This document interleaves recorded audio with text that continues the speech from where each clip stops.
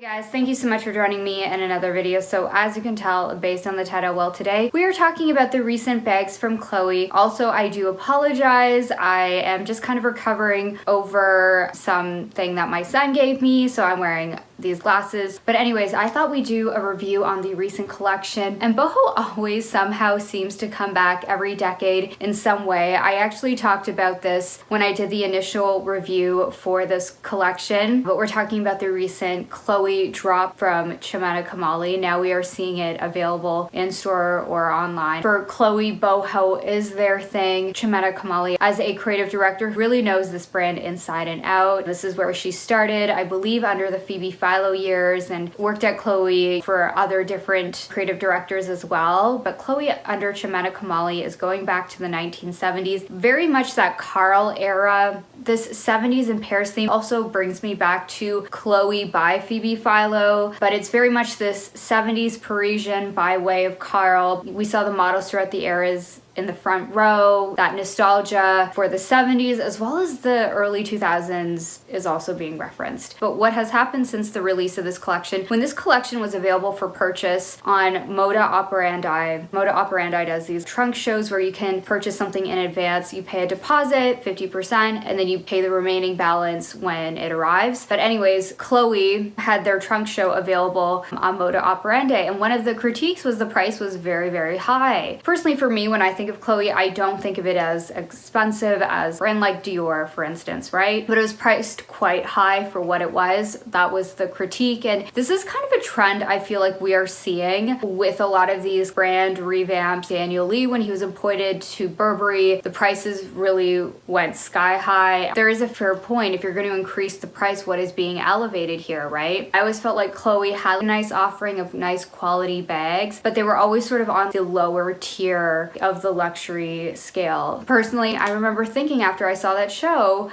oh my gosh, how much are the tops? And then I remember seeing they were like going for $4,000, and I was just like, no way. But anyways, obviously I did not get one of those tops. So this new collection is available for purchase. So let's just go through it. Just going through the website, it looks like they still are offering some of the popular styles, the Woody and the Marcy bags. These bags the brand have been doing for some time now. I know the Marcy bag for quite some time. I think the Woody bag is a little bit more recent. I would say those are probably Chloe's most popular bags. In terms of what is new, what is Chimena Kamali's era offering, here we have this first style. It's the mini crossbag cape bag in grain leather. Now, this is going for $15.60. Honestly, that's not a terrible price USD, by the way. According to the website, it's a mini crossbody inspired by the ready-to-wear cape, a signature Chloe style crafted from shiny grain calfskin. It features a bandana-shaped front flap finished with a modern leather belt with a Chloe engraved gold buckle. The compartment has space for your phone and essentials, while the adjustable strap allows you to wear it on your shoulder or crossbody. So what I like about this is the dimensions can fit a phone, but again, I don't know if I'm really swooning over this. I don't think it's a bad bag. It doesn't make my heart swoon. The next style that we have here is the 99 shoulder bag. This is going for $19.90. So this is crafted from shiny grained calfskin featuring cuts, zippers, leather patches, and double stitching. The roomy front pocket is embellished with the large engraved Paddington lock. To me, it kind of feels like a toned down. If you could really strip down the Chloe Paddington, this is kind of that. Maybe it's just the lock, but it's also kind of that east-west and like the side pockets and zippers. It's in line with the trend with this east-west sort of style we're seeing. Shoulder bag. Next, we have the small camera bag in soft leather. So this one's going for $23.50. It's crafted from natural shiny buffalo leather. It has multiple pockets embellished with revamped zippers, buckles from the iconic Paddington bag. Carry the small camera bag on the shoulder or crossbody. It does give me the same kind of vibes of the 2000s, the sort of like longer satchel style bags. This isn't entirely that, but it kind of reminds me of the Proenza Schooler, those bags from Philip Lim. If you know what I mean, you know what I mean. Like those types of bags with like a longer shoulder drop instead of a Y2K in your armpit kind of bag. This is a longer, just more generous shoulder drop. You could potentially crossbody, but I feel like the way you want to wear this, it's that longer longer shoulder drop. I actually think this is kind of an interesting bag. I definitely can see the style coming back. Next we have the small parity or parati, I don't know how to pronounce this, 24 bag in soft leather. So this is going for $23.90. So this is actually a re-edition from the 2000s. It'll be interesting to see how this leather is in real life, how it feels. Is this the kind of bag where you could live your life in and it will wear really nicely, or is it gonna look really bad really quickly? Only time will really tell on that. These very smushy style bags are definitely coming back in trend. And again, with that kind of longer shoulder drop, it's definitely giving me the late 2000s, early 2010s even. So next we have the small bracelet hobo bag in grain leather. It's definitely a reissue of the Phoebe Philo spring 2023 bag. This was heavily featured on the runway. So this is made of shiny grain calfskin. The supple rounded shape is elevated by a bracelet handle, and two toned stacked rings at the ends carry the bracelet bag in the hand or on the shoulder. Again, it's very bohemian. This is quintessential Chloe. I even think of recent Chloe bracelet styles, but yes, it's obviously harkening back to the Phoebe Philo era, but made for now because we're also kind of in this cycle of fashion, I suppose. Next we have this camera bag in soft leather. So this is the larger size. I feel like I've definitely seen Mary-Kate and Ashley Olsen wear bags like this from 2009, those satchel-y style bags. It does feel like this style of bag is due for a comeback. Another bag that I think is kind of interesting and cool, I know it's not going to be for everybody, but this is the Kate bag. So this is going for $30.90. It's a bit pricey. To me, this is the Chloe version of bags that we've seen from La Mer. La Mer has like a scarf bag. Bottega Veneta, I believe, also has the Fouliard bag. So this is crafted from supple, shiny, grained calfskin. The cape handle has a bandana silhouette with a unique gusset construction. The front features a belt with a gold buckle signed with the Chloe logo. Wear this leather bag on the shoulder or crossbody. The bandana makes me think of something Western, but there's also something very Bottega or La Mer, kind of more like quiet luxury, that sort of direction. I actually feel like on the right person, this could be really awesome. The next style that we have here is the parody bag, and this is in the larger size. To me, this is very much that big bag. When I think about brands like the Row Margot, but this is a little bit more maximal with that hardware, the embellished ridges, very bohemian. Next, we have the large camera bag in soft leather. So this one's quite expensive. It's going for $37.90. I see this style coming back, slouchy east-west, late 2000s, long shoulder bags.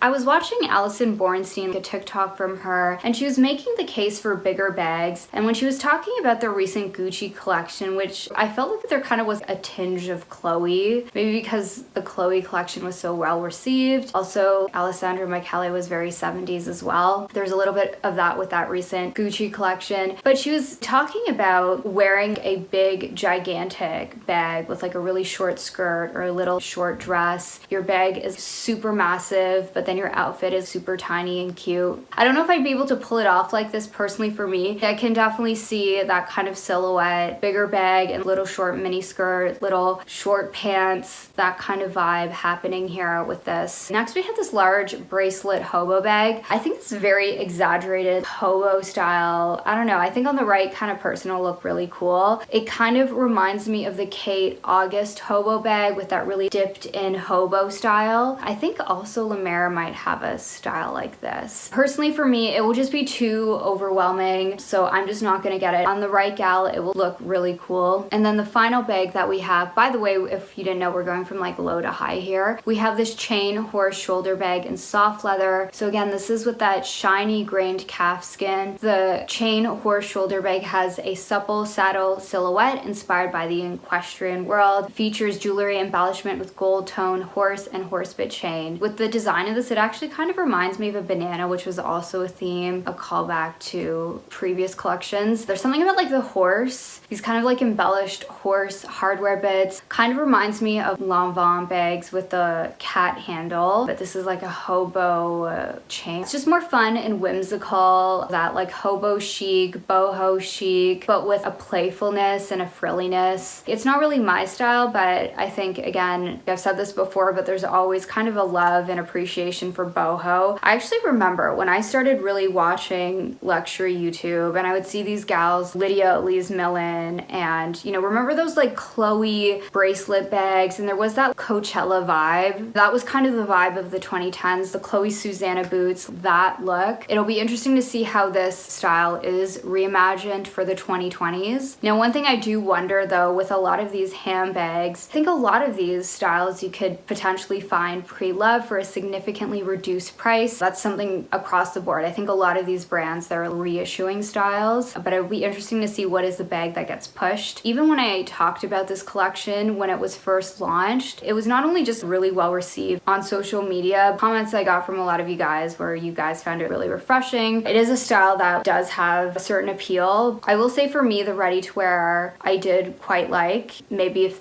the ready-to-wear happens to hit the sales, I might consider. But anyways, what do you guys think of these recent handbags? Do you see this kind of wave of fashion coming back? Are you over it? What are you into? Thank you so much for joining me in another one, and I hope to see you in the next one. Bye.